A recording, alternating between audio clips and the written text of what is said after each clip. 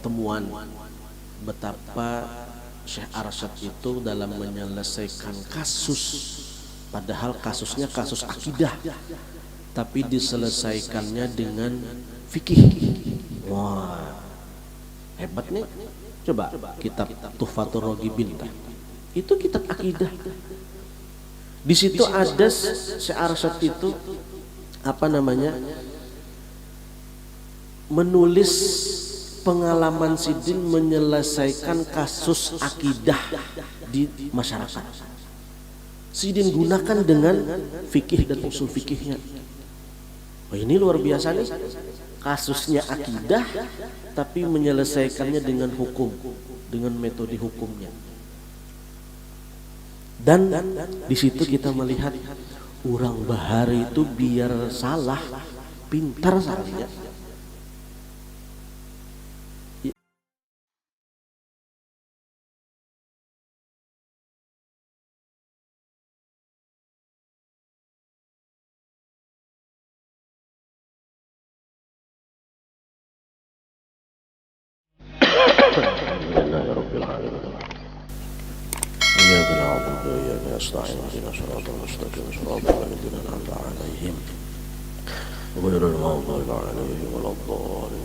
Bismillahirrahmanirrahim. Alhamdulillahi rabbil alamin, wassalatu wassalamu ala asyrafil anbiya'i wal mursalin sayyidina maulana Muhammadin wa ala alihi wa sahbihi ajma'in, amma ba'du. Assalamualaikum warahmatullahi wabarakatuh. Yang sama-sama kita hormati sahibul hajah atau sahibul bait, yaitu Al-Ustadz Sufyan beserta mertua Sidin Al-Ustadz Abdiani, dan yang sama-sama kita hormati Al-Ustadz Khairul Lahzen dan Bapak Wakil Bupati Hulu Sungai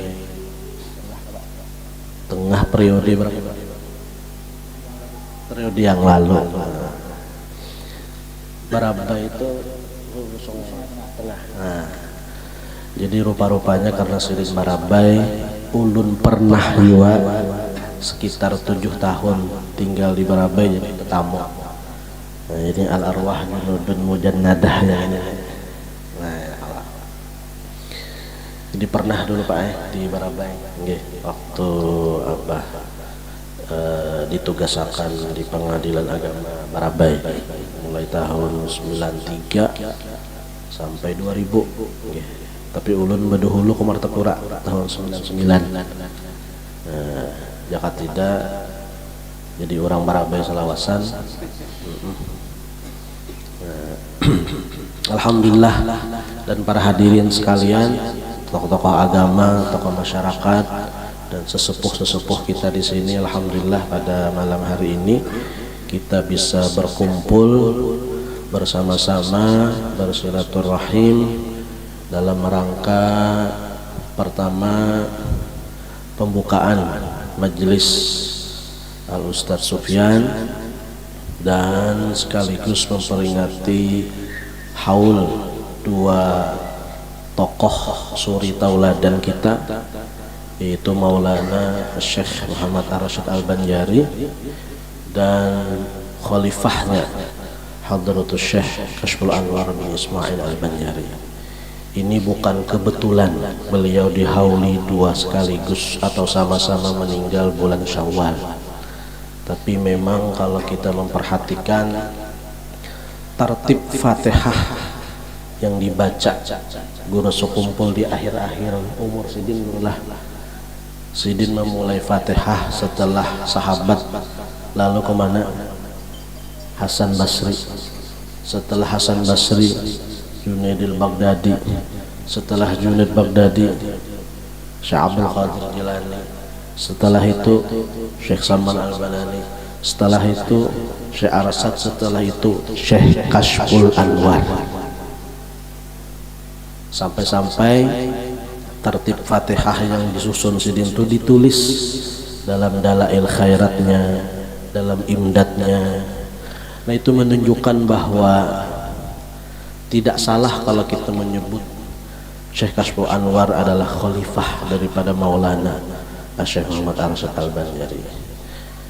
itu daripada Sidin ya di satu sisi beradab kepada orang tua, yang satu sisi ya memang Syekh Kashful Anwar dan Syekh Arsyad bisa disebut sebagai sosok pembaharu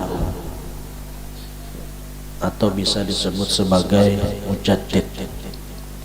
Nah, oleh karena itu tepat ya kita menghauli malam ini Sidin berdua sekaligus. Jadi setelah melihat asalnya kan Al Ustadz Sufyan minta bacakan manaqib Syekh Arsyad, asal pendernya tah. Tapi pas melihat undangan dua, Syekh Arsyad dan Syekh Kashful Anwar, lalu ulun mencoba mencari apa titik kesamaan daripada dua tokoh ini yang akan diceritakan pada malam ini, ya kan? Jika tidak tersampaikan manaqib Syekh Arsyad saja, Syekh Kashful Anwarnya kada. Jadi ini hanya melihat story WA kalau Ustaz Sufyan, dua sekalinya langsung saya berpikir mencari apa titik temunya, titik kesamaannya. Ternyata beliau berdua ini yang nyata dulu tokoh pembaharu. Sama nih kita malam ini mulai memperbaharui, di mana biasanya kan baca manaqib anu jokol-jokol lah. Adapun sesudah itu syahdan ya Allah. Ini kita ubah ulang manaqib dengan metode ceramah supaya kada bosan yang mendengar, yalah. Ya kan? Nah, mungkin Ustadz Khairul Hasan sudah ketemu dengan konsep seperti itu.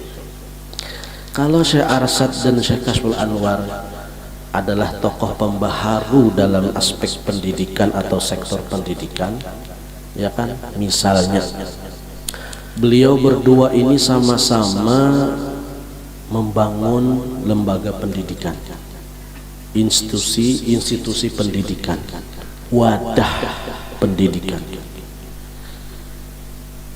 Ceritanya kan kalau melihat sejarahnya, dahulu orang belajar itu di rumah masing-masing, ya kan, kada terkoordinir lah, dan sedikit melahirkan lulusan yang berkualitas. Betul. Jadi ujarnya Abdullah Shagir, setelah kedatangan Syekh Arsyad itu pendidikan itu ampuh dan kokoh. Nah, pembaharu kan? Nah, pembaharu kan? Sampai-sampai diceritakan setelah Syekh Arsyad itu membangun lembaga pendidikan secara terkoordinir tadi, ya dalam jangka waktu 20 tahun Sidin berhasil meluluskan alumni-alumni berkualitas. Di antaranya yang nyata itu, yang tertulis itu adalah cucu Sidin Muhammad As'ad lawan cucu Sidin yang binian Fatimah. Nah, kemudian di zaman Guru Kashful Anwar, iya juga setelah Sidin memegang pesantren Darussalam, ternyata pesantren itu berkembang pesat dan melahirkan alumni yang berkualitas. Yang nyata dulu dua keponakan Sidin, yaitu Kiai Syarani Abdan dan Kiai Sya'rani Arif. Nah, sama kada? Hah, sama. Nyala punya khalifah tuh kada belainan di hati aja, asal mau memperhatikan. Jadi lamunnya ada yang mengaku-ngaku khalifah, itihi samakah lawan yang diakuinya? Mengaku-mengaku nasab zuriat, itihi samakah yang diakuinya itu? Ya kalau gitu lah. Nah, coba dalam waktu 20 tahun luar biasa kan? Sidin mampu melahirkan ya, dari lembaga pendidikan itu melahirkan lulusan yang berkualitas. Nah, guru Kashful Anwar kayak itu juga. Itu yang kita sebut 2 orang itu cukup, ya kan, belum lagi yang lain-lainnya. Nah, itu dari lembaga pendidikannya. Jadi ketika mereka berdua ini memegang suatu perkara, ternyata perkara yang dipegang itu justru berhasil, berberkah dan berkembang. Yang kedua, keduanya ini sama-sama produktif dalam menulis. Ya, Syekh Arsyad produktif menulis dan Syekh Kashful Anwar pun produktif juga menulis sebuah karya, dan sama-sama menulis sebuah karya dalam bahasa yang sama, yaitu Melayu. Nah, tentu keduanya ada alasan, ada motif tertentu kenapa menulis dalam bahasa yang sama. Ini artinya baik Syekh Arsyad ataupun Syekh Kashful Anwar itu, Sidin bisa membaca sikon, Sidin peka terhadap sikon, dan Sidin bisa, ya bisa disebut apalah, kontekstualistik. Artinya Syekh Arsyad maupun Syekh Kashful Anwar memindah teks Arab kepada bahasa Melayu. Sidin menyerap apa istilah-istilah yang ada di dalam kitab-kitab Arab, diserap ke dalam bahasa Melayu. Mereka berdua melihat bahwa bahasa Melayu ini adalah media yang efektif untuk memudahkan masyarakat dalam memahami agama. Dan tentunya mereka sudah ada contoh. Kenapa jadi Aceh yang diwakili oleh Ar-Raniri berhasil menjadikan daerahnya menjadi daerah yang agamis? Ternyata Ar-Raniri berdakwah, termasuk menulis sebuah karya dengan bahasa orangnya, bahasa rakyatnya,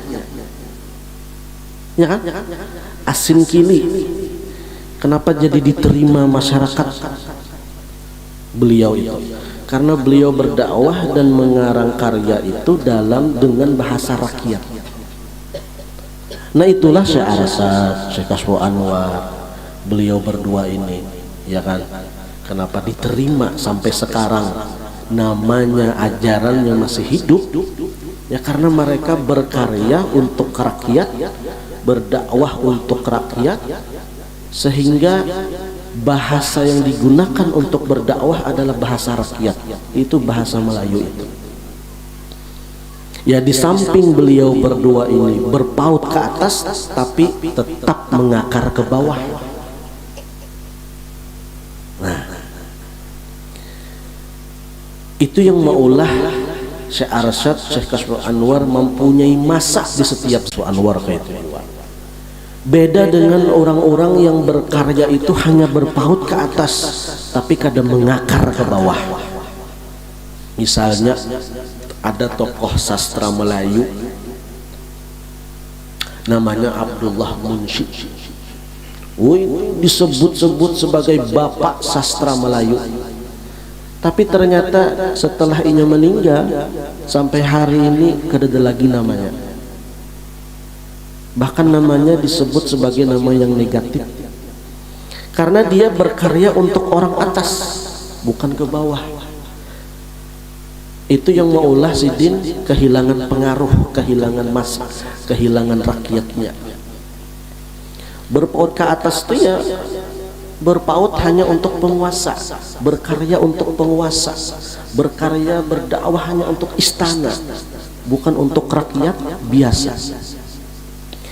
Rupa-rupanya Syekh Arsyad ataupun Syekh Kashful Anwar ini mengamalkan atau sangat berhati-hati jangan sampai mereka berdua ini masuk dalam hadis man lam yuwaqqir kabirana wa man lam yarham sagirana wa man lam ya'rif li'amilina haqqahu falaysa minna.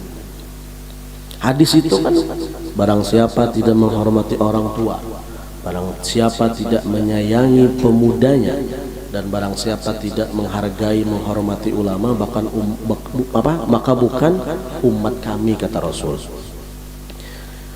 Nah, hadis ini dipahami oleh Syekh Arsyad dan Kashful Anwar dan ulama seangkatan Sidin, dipahami dengan pemahaman terbalik. Ya kan, pemahaman terbaliknya, barang siapa menghormati orang tua, barang siapa menyayangi anak muda, barang siapa menghormati ulamanya, maka adalah umat kami. Dan lagi rupa-rupanya Syekh Arsyad dan Syekh Kashful Anwar dan ulama yang lainnya memahami kabirona, sogirona itu sesuai konteksnya. Mereka memahami secara inklusif atau lebih luas. Kabirona bisa kita artikan mayoritas, bisa kita artikan penguasa. Sogirona bisa kita artikan minoritas, bisa kita artikan apa? Rakyat atau masyarakat. Jadi kalau kita pahami, kita balik, man yuwakir kabirona, barang siapa menghormati penguasa, ya kan, barang siapa menghormati istana, ya penguasa, sultan, dan barang siapa menyayangi rakyatnya, masyarakatnya. Nah, itu kan yang ulun tadi, beliau berpaut ke atas, mengakar ke bawah.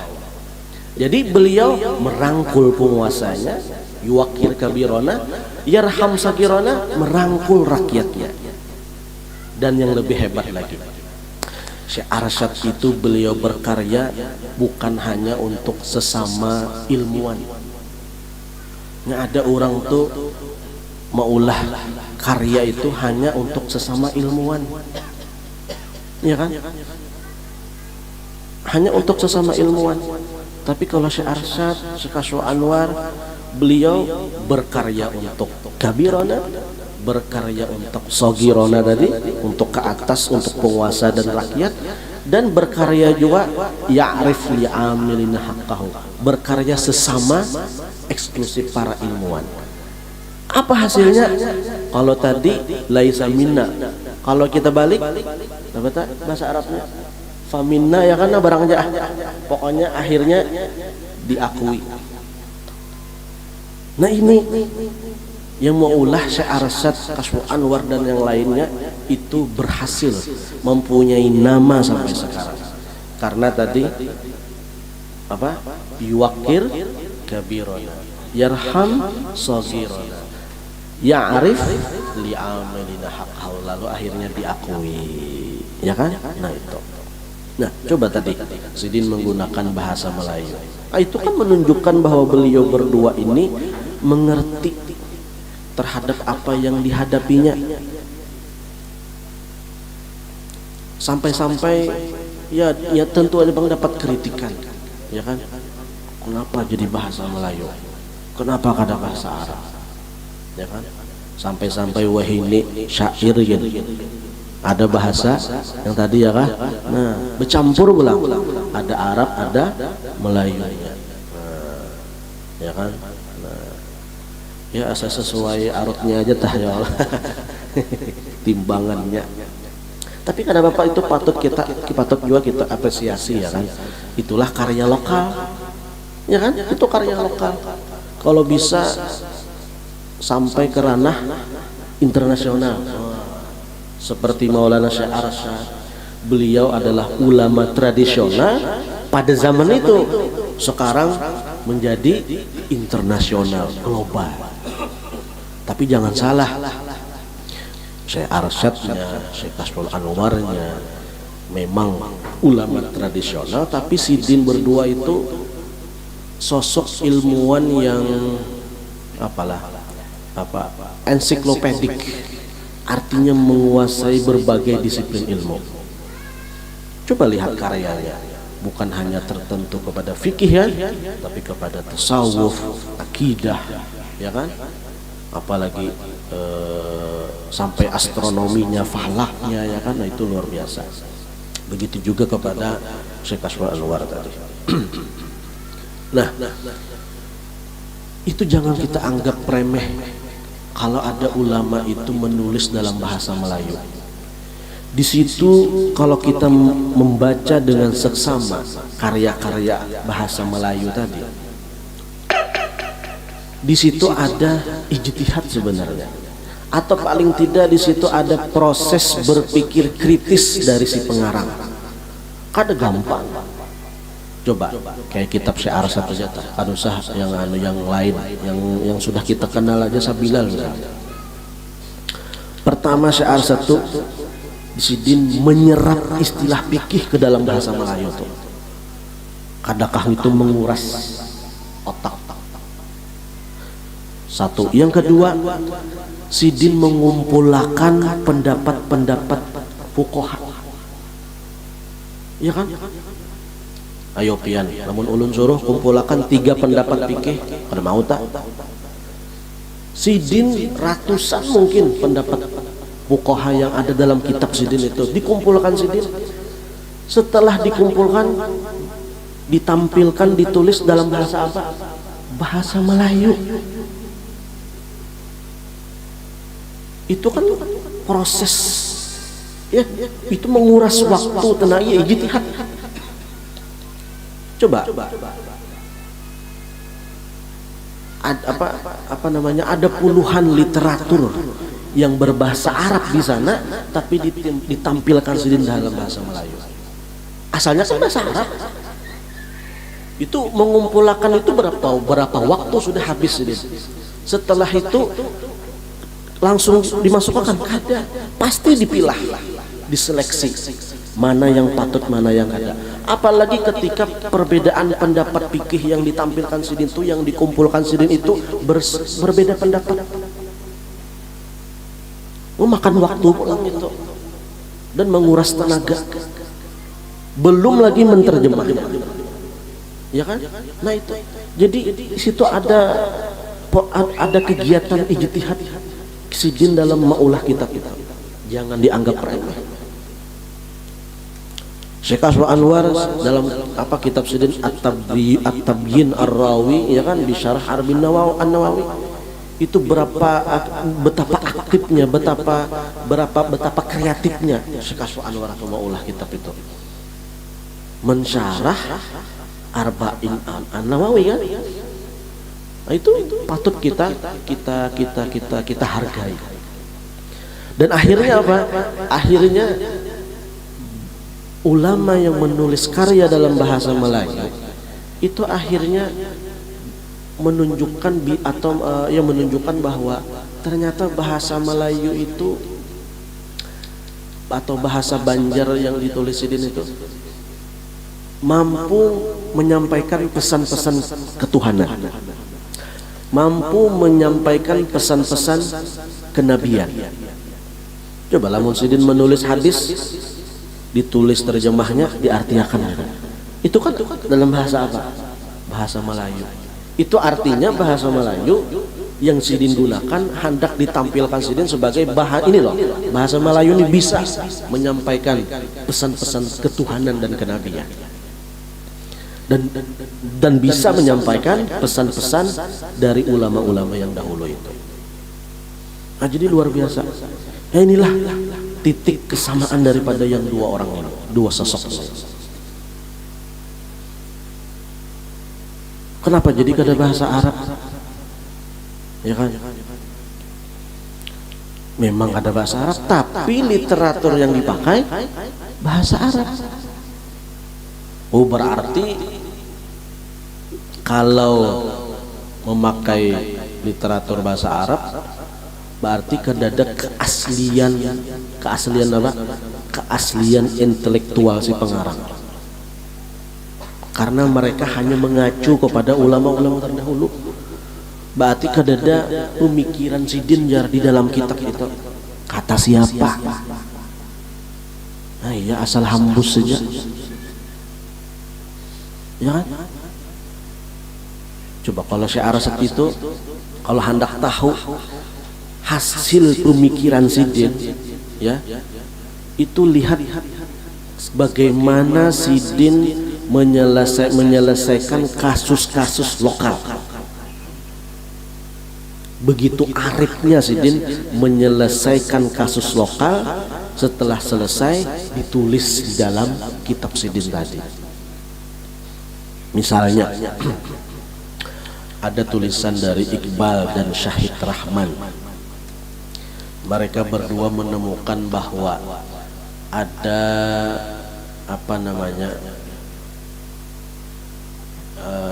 temuan betapa Syekh Arsyad itu dalam menyelesaikan kasus, padahal kasusnya kasus akidah, tapi diselesaikannya dengan fikih.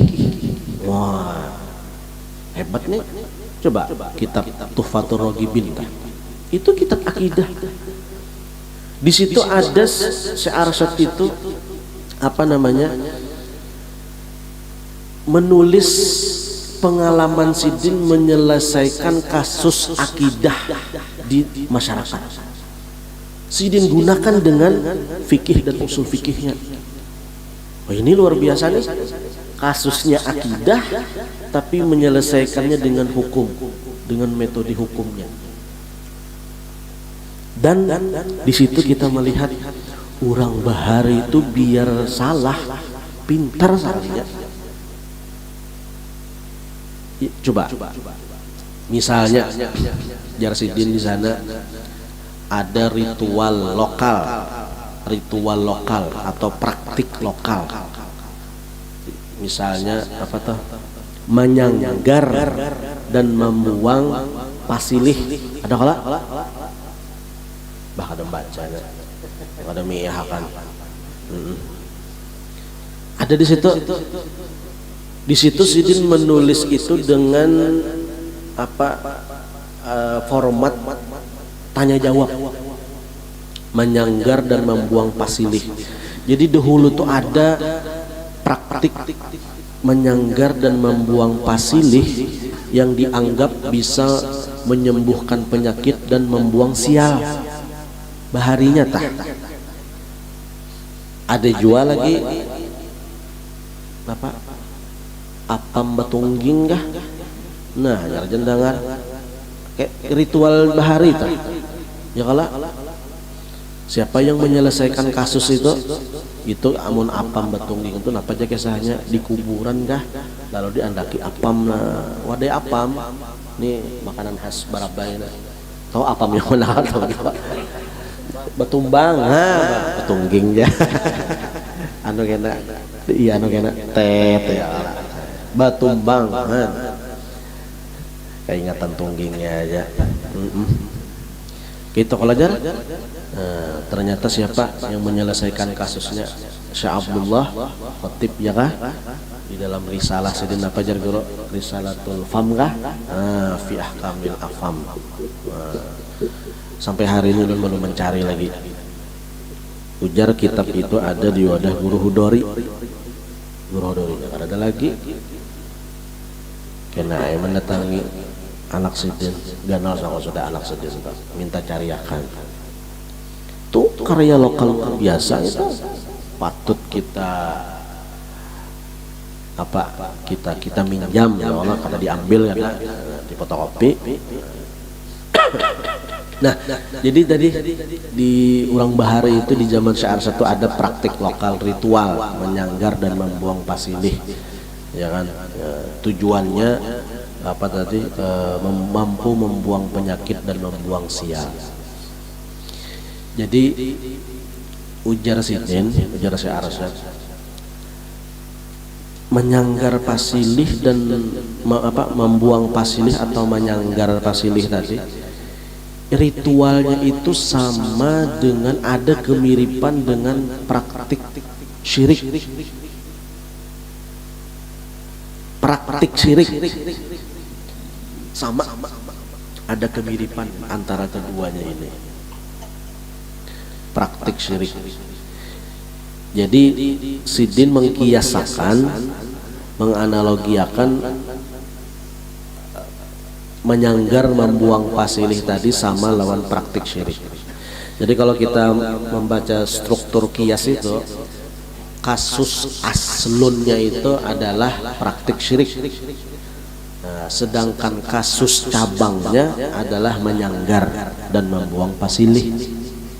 Kedua-duanya sama karena keduanya mirip karena mempunyai sifat yang sama.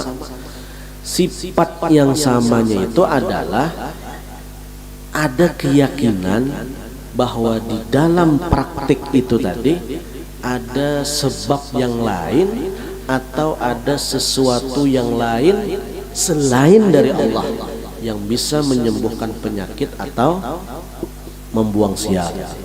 Nah, jadi ujar orang kampung, kada kami yakin aja bahwa Allah Ta'ala juga yang menyembuhkan. Nah, ini orang kampungnya membantah. Jadi mulai bahari juga ada aja yang wani luan tuan guru itu kada. Kami tetap aja yakin bahwa Allah yang apa? Yang menyembuhkan, kada upacara gitu kada.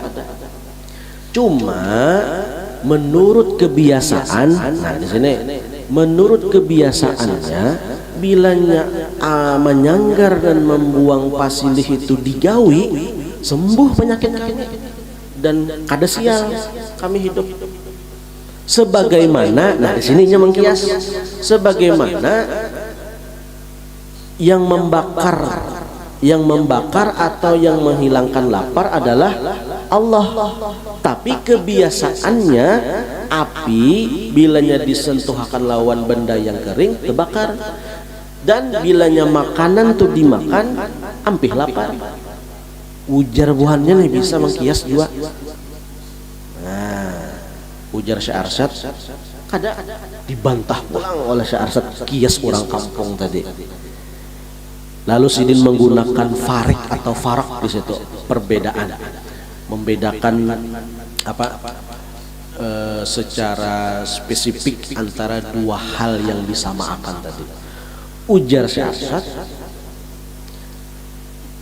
api itu memang alamiah, ini bisa membakar, dan makanan bilanya dimakan dasar kebiasaannya sudah bisa menghilangkan lapar.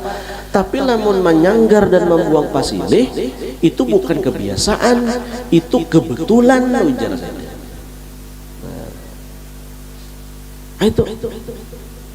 Nah itu cari ikan di kitab Arab kadang itu kan kecerdasan Sidin dah memberantas kasus-kasus lokal, ya kan, dengan kecerdasan Sidin. Artinya apa ya? Artinya Islamisasi itu harus dibangun dengan pemahaman yang argumentatif dan dialektis. Itu artinya. Artinya ketika kita berbeda pendapat harus ada ruang dialog. Itu yang digawi oleh Syekh Arsyad. Itu kenapa Sidin itu berhasil membangun Islam. Ketika ada berbeda pendapat, kita adakan ruang dialog. Beda orang wahini, pian berbeda, ulun berbeda, sama-sama menghantam di YouTube. Kada berdapat, maulah hasil. Pian kayak ini, pian membantah ulun, tapi lewat YouTube, lewat media sosial. Ulun pulang membantah bulan, kada berhadapan maksudnya. Coba Syekh Arsyad berhasil Sidin memberantas itu kenapa? Karena ada ruang dialog tadi. Dan tentu saja argumentatif. Itu artinya.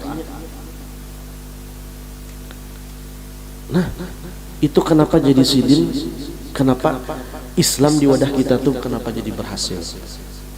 Karena Sidin itu tadi saling terbuka, ya kan? Kalau berbantah ya silahkan bantah, namanya gini, berbantah-bantahan. Jadi Sidin ada menggunakan teori jadal namanya dalam fikih. Wajadilhum billati apa? Iya ahsan. Nah, tepat banget sudah tuh. Ini kada orang ini balas membalas di media sosial, ya kan? Komunikatif lah gitu. Bahkan argumennya gitu, ada karuan juga, ya kan?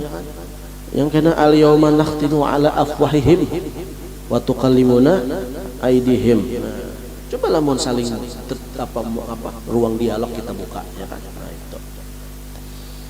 Jadi akhirnya itu yang maulah media sosial itu negatif, saling menyerang di media, dunia maya, bukan di dunia nyata.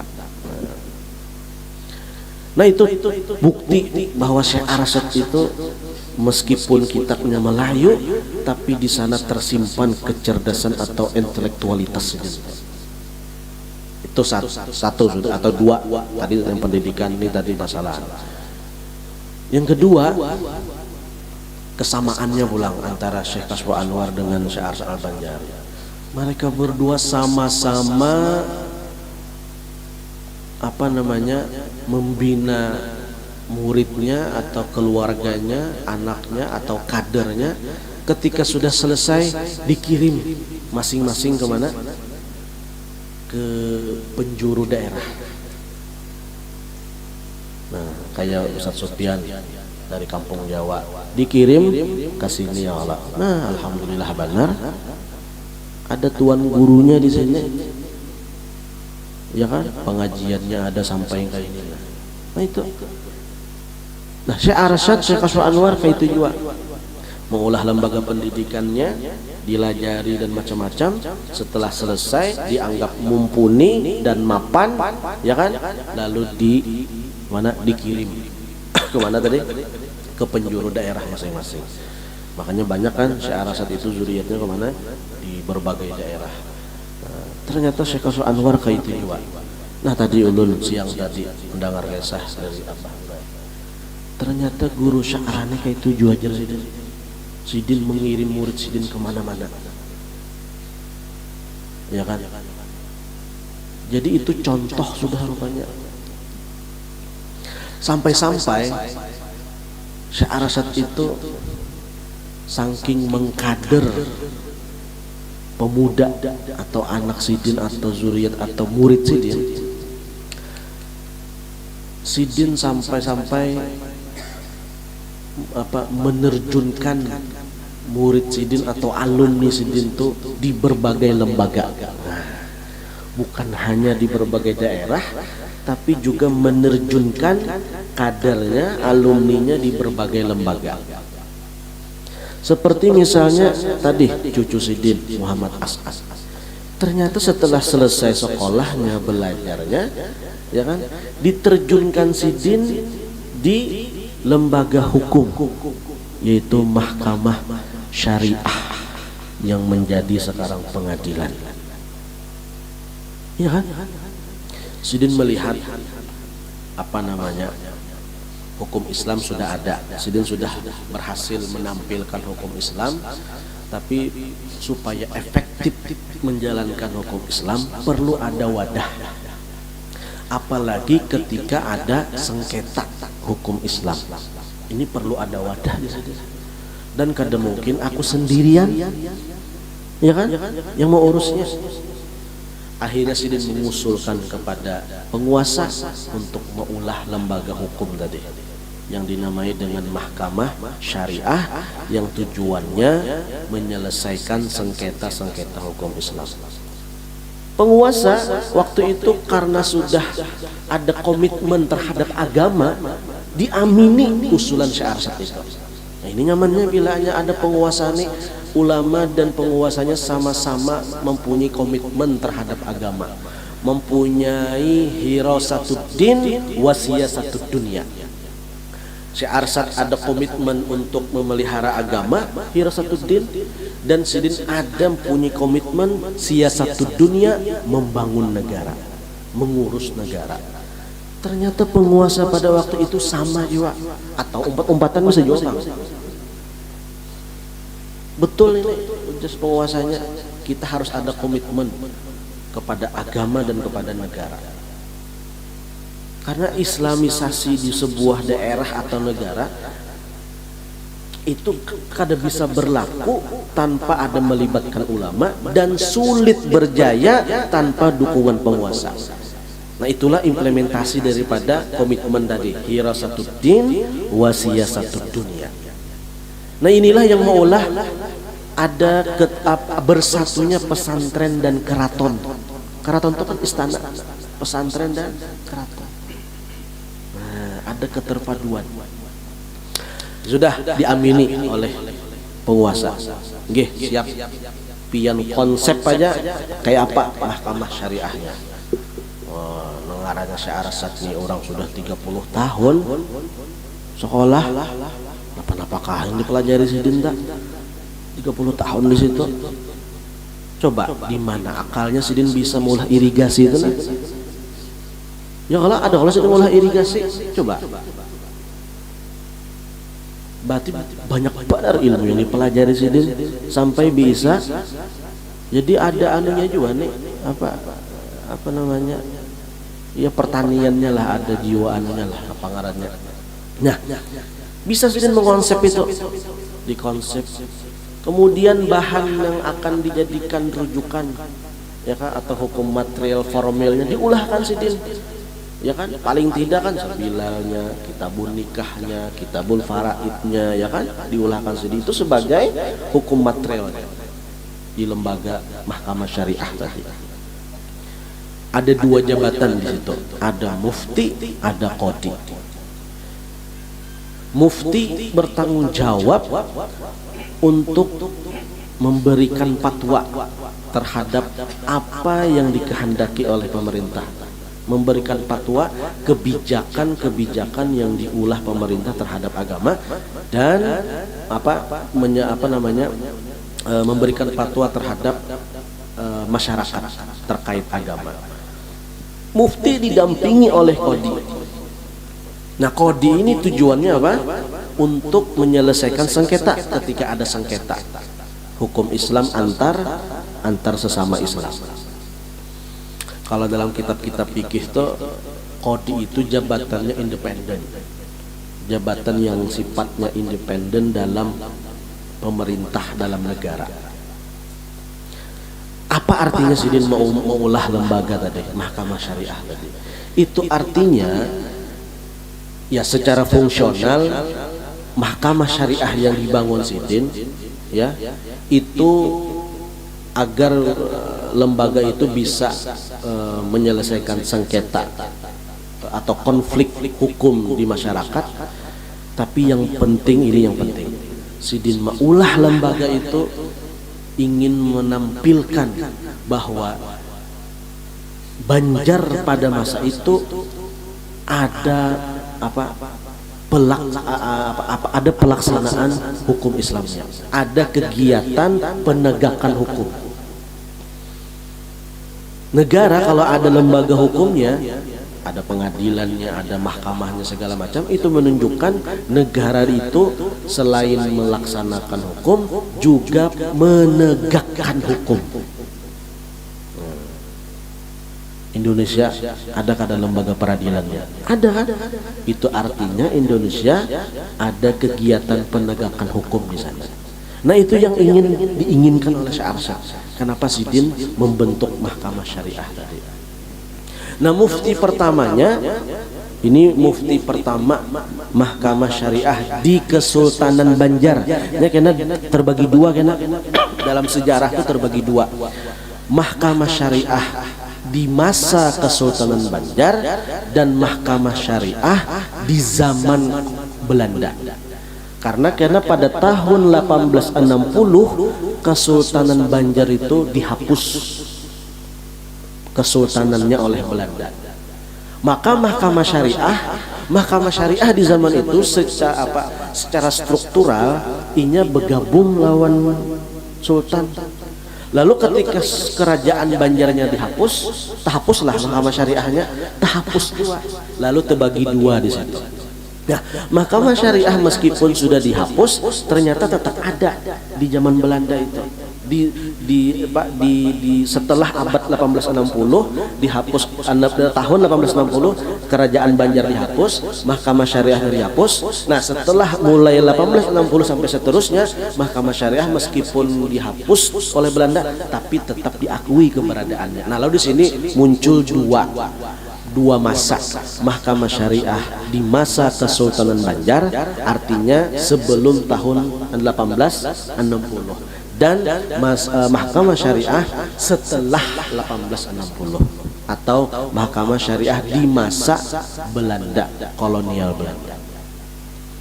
Nah, mufti pertama ya kan di mahkamah syariah di masa Kesultanan Banjar atau sebelum tahun 1860 itu mufti pertama seperti tadi Mufti Haji Muhammad As'ad, cucu Sidin Jua, anak dari Syarifah kah Muhammad As'ad,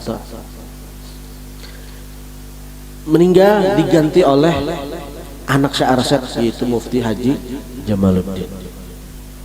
Lalu diganti Mufti Haji Ahmad, anak Syekh Arsyad. Diganti ulang oleh siapa?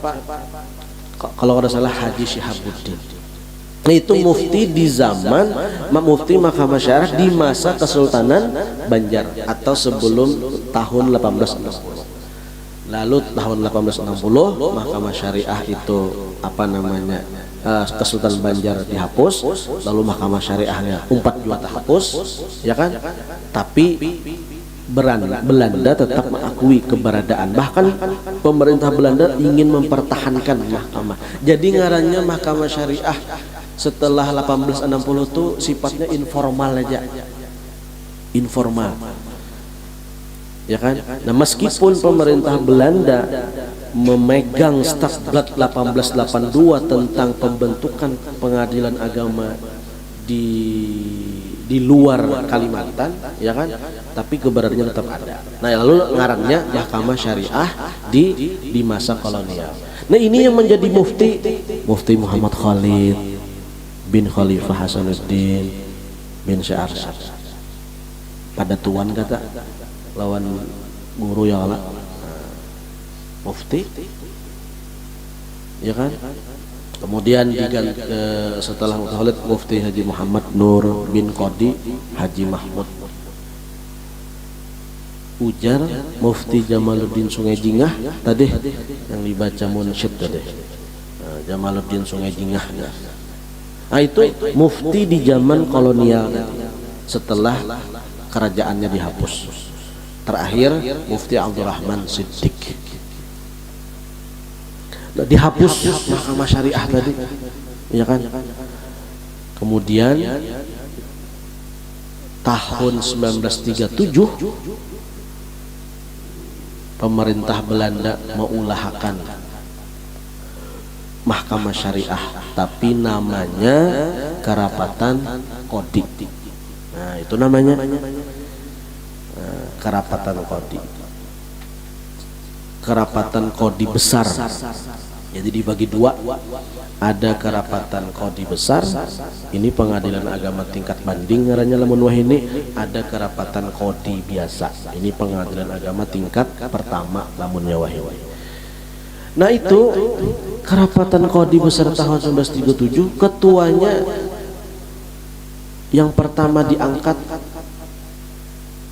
Minantu oleh Mufti Jamaluddin Sungai Jingah, yaitu Qadhi Haji Muhammad Toha yang jargon kumpul julak taha ya. Ulun mengiau datu tak, karena datu kuitan kai beding sanak lawan sidin, jadi ngiau datu. Ada kalau sidin mungkin kemudian tahu yang maulah risalah tajwid Fatihah. Nah, itu Qadhi Haji Muhammad Toha. Ujar sidin jadi imam, termasuk imam rawatib kah baharinya di Masjid Al-Karomah. Cucu kayak ada cucu sidin jadi imam. Gimana? Raudah. Nah, setelah sidin Hanafi Gobet. Nah, itu Hanyar Mastur Jahri, Rektor Bahari di UIN Antasari. Nah, itu jadilah Syekh Arsyad bisi anak Qadi juga, Mufti juga, yaitu Jamaluddin. Mufti Jamaluddin bisi anak Qadi juga, yaitu Muhammad Amin. Itu Qadi Muhammad Amin bisi anak Qadi juga, ya Qadi Ali Junaidi Berau. Ali Junaidi Berau bisi kamanakan Kodi juga ya Haji Muhammad Toha tadi Kodi punya Toha ada juga bisi kamanakan Kodi juga belah kemenakan Sidin tadi yang jadi Kodi ada juga bisi anak Kodi juga belah itu tah jadi memang kayak itu prinsip Syekh Arsad yang ujar Sidin memerangi kebodohan dan kemiskinan lebih utama daripada berperang fisik jihad fisabilillah. Ini berlainan pendapat bang antara Sidin lawan Syekh Abdul Somad Palembang. Jadi ujar kisah Syekh Abdul Somad Palembang ini Sidin anu kalau empat berperang juga kalau aja mempertahankan negara apa Kedah kah kisahnya. Nah, jadi ujar tentang jihad artinya berperang fisik nih. Jadi menurut hamba ujar Sidin ujar Syekh Arsad lebih baik mendidik anak dan murid ketimbang yang kayak tadi jihad tadi. Cucu kalian berhasil kan Sidin memerangi kebodohan berhasil, buktinya keturunan Sidin dan murid Sidin berhasil bertahan dan Islam pada akhirnya kita rasakan kayak apa sekarang, dan memberantas kemiskinan pun Sidin berhasil. Tuh nah zakat produktif yang ditulis undang-undang nomor berapa tak nomor 38 tahun 99 di pasalnya tuh ada bunyi pendaya gunaan hasil pengumpulan zakat berskala prioritas keperluan mustahik dapat dimanfaatkan untuk usaha yang produktif. Sekalinya sebelum undang-undang itu muncul, Syekh Arsad dalam Sabilal ada sudah menggagas zakat produktif. Yang ujar Sidin atas izin imam fakir miskin boleh napa dibari atau ditukarakan tanah kasan disewa atau digawinya ujar Sidin. Hah? Itu produktif itu. Nah, memberantas kemiskinan kada Sidin gitu ngarannya. Memberantas kemiskinan. Jadi sebelum kita atau penguasa sekarang mengulahkan atau ada menggagas untuk memberantas kemiskinan dengan mengulah undang-undang zakat tahun 99 itu ya kan, bahwa hasil zakat itu boleh didaya gunakan untuk usaha yang produktif, Sidin sudah. Jadi jelas di sini prinsip Sidin itu, misi Sidin itu adalah memberantas kebodohan berhasil, memberantas kemiskinan pun berhasil juga. Nah,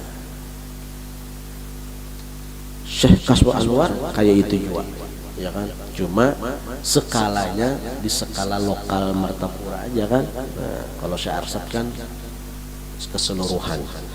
Nah itulah para ulama yang mempunyai syumuliyatur ru'yah al-islamiyah, mempunyai persepsi yang utuh dan menyeluruh terhadap Islam. Itu yang membuat berhasil, mempunyai persepsi yang utuh dan menyeluruh terhadap Islam.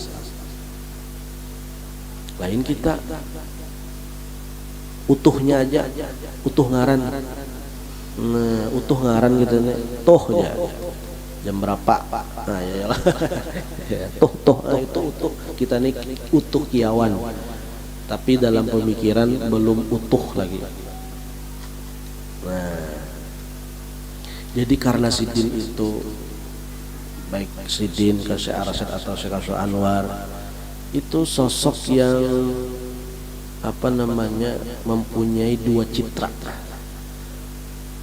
Pertama, Sidin adalah beliau berdua lah adalah pendidik umat dan pendamping penguasa. Nah, itu dua citra yang dimiliki oleh beliau berdua, pendidik umat ya kan, dan pendamping penguasa ya, yang berhasil apa namanya ya menggabungkan keilmuan Sidin yang disertai dengan kepiawaian atau kearifan Sidin berpolitik. Nah, itu yang membuat Sidin mempunyai dua citra tadi, pendidik umat dan pendamping raja. Alhasil ya tadi ulama yang berpaut ke atas mengakar ke bawah, itu kata kuncinya. Jadi kalau hendak jadi ulama, hendak berkarya, harus dua itu yang harus dua sikap yang dipunyai. Satu sisi berpaut ke atas, satu sisi mengakar ke bawah. Artinya bisa menjembatani, ya kan, antara penguasa dengan rakyat biasa. Itu yang mudah-mudahan kita ya kan ada mempunyai sikap yang dimiliki oleh Sidin berdua ini, ya kan. Wah ini kita lihat ya kasihan aja Bang. Coba Sidin berdua itu nah berhasil aja mendakwahkan Islam sampai sekarang berhasilnya, tanpa ada diiming-imingi dengan yang patut diiming-imingi dengan ya yang dibanggakan, seperti diiming-imingi dengan nasab. Adalah Sidin menampilkan nasab Sidin? Kan hasil aja, berhasil aja Sidin dalam berdakwah tanpa menampilkan nasab tadi. Nah sekarang ya kan nasab kita tuh, andaikan kita menampilkan nasab ya artinya nasab itu kan diterima oleh masyarakat. Nah jadi buat apa berdakwah menampilkan nasab tadi? Ya kalau toh diterima juga, artinya kan usaha kan. Sidin yang zaman itu seraba ngalih, seraba dikekang, ya kan, seraba susah, sampai harus menyembunyikan nasab, tapi karena mempunyai kapasitas yang mapan, yang mumpuni, berhasil. Nah, ini kan yang terjadi. Jadi asa miris lah melihat untuk mencapai keberhasilan harus ada yang dijual. Itu kan maksud, itu kan nah, paham aja tapi ya maksudnya. Harus ada yang dijual. Kenapa kadang menjual moral? Coba Syarasat, Kaswa Anwar, mereka berhasil itu karena menjual ilmu dan moralnya, menjual intelektual dan moralnya, lalu diamini oleh masyarakat dan penguasa. Kalau kita zaman sekarang ada justru menjual, ya diantaranya menjual keturunan, ya kan. Nah jadi apa namanya, perlu kita ya sekarang meneladani, membaca ya sejarah-sejarah orang dahulu itu, ya kan, bagaimana mereka berhasil. Yang kita baca itu adalah cara mereka tuh berhasil kayak apa.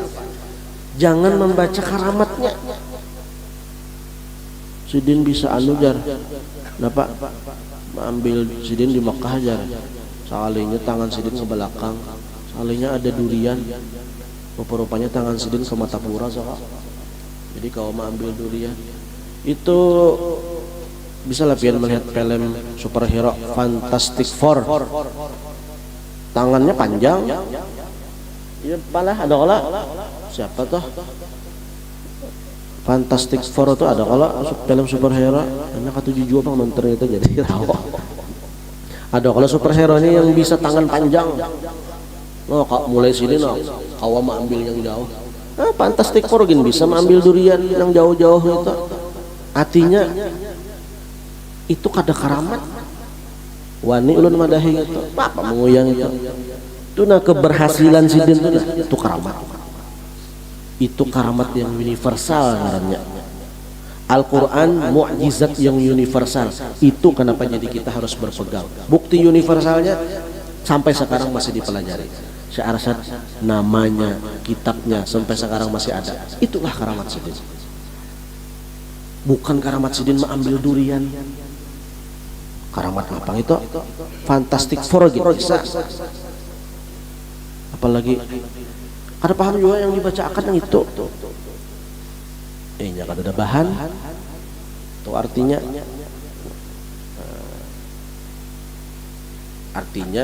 apa ya wajar aja pang lah. Sebelum Syekh Arsad datang, orang-orang Banjar nih katuju yang hal-hal kayak itu ya kalau lah. Itu asalnya sampai orang Banjar Bahari itu sebelum datang Syekh Arsad, fikih itu adalah hijab. Oh, dipadahkannya hijab antara Tuhan dengan makhluk. Datang Syekh Arsad, datang Syekh Muhammad Nafis, datang Syekh Abdul Somad Palembang, memadukan, mengharmoniskan antara fikih dengan tasawuf. Asalnya katuju yang kayak itu tuh, jadi wajar aja wah ini karena memang bahari gitu juga. Tapi padahal kalau inya dasar bujur apa namanya membaca atau mengikuti Syekh Arsad, Kashful Anwar dan lainnya kada kayak itu. Malah beliau itu memadukan, mengharmoniskan antara fikih tasawuf. Dalam sampai di dalam ujar Syekh Muhammad Nafis tuh anu jasidin apa adingat ulun anu mun bahasa Melayunya isyarat ulama jasidin apa asyari'atu bila haqiqah altilah ya kala apa pulang wal haqiqah bila syariah batilah ya syariat tanpa hakikat altil jasidin apa atil itu bro apa tak altilah. Kemudian wal haqiqah bila syariah batilah. Nah artinya Syekh Nafis hendak memadukan antara fikih dengan tasawuf. Imam Ghazali sama celih hatibian kitab Ihya Sidin. Kitab Ihya Sidin itu jadi kitab Ihya itu adalah kitab tasawuf bernuansa fikih. Itulah kenapa Syekh Arsad ada mengutip dalam Sabilal Ihya karena fikih, karena tasawuf kitab Ihya itu tasawuf bernuansa fikih.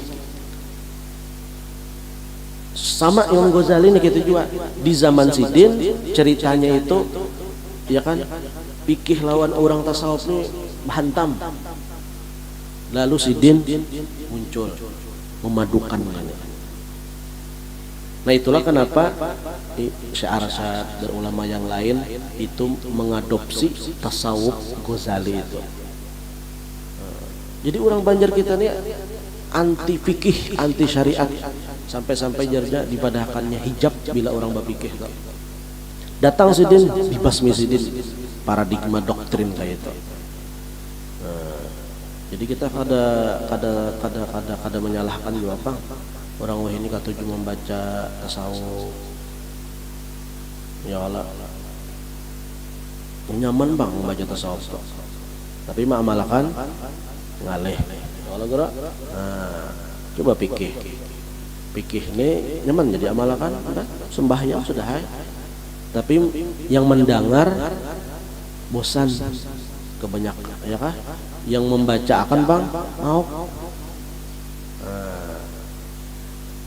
itu tak tapi alhamdulillah ya kan apa namanya kita ya kan karena belajar di pesantren ya kan apalagi pesantren Darussalam akhirnya kita belajar semua disiplin ilmu ya kan dan itu tidak lepas daripada berkat daripada Syekh Kashful Anwar terutama ya kan terutama lagi berdasarkan atau berkat daripada Maulana Syekh Muhammad Arsad Al-Banjari. Mudah-mudahan apa yang disampaikan bermanfaat bagi kita seberataan dan mudah-mudahan yang terpenting kita bisa meneladani apa yang dicontohkan oleh kedua sosok ulama besar ini yaitu Maulana Syekh Arsad dan Syekh Kashful Anwar. Kedua-duanya adalah suri tauladan kita ya, contoh kita yang patut diteladani, uswatun hasanah kita ya kan. Nah, dan mudah-mudahan kita mendapat keberkahan Sidin berdua. Amin. Allahumma amin. Terima kasih atas perhatian dan kepercayaan dari Sohibul Hajah dan Mohon maaf apabila ada yang salah dari kata-kata ulun atau dari perbuatan ulun. Itu aja yang dapat disampaikan. Sekian, terima kasih. Wabillahi taufiq wal hidayah. Wassalamualaikum warahmatullahi wabarakatuh.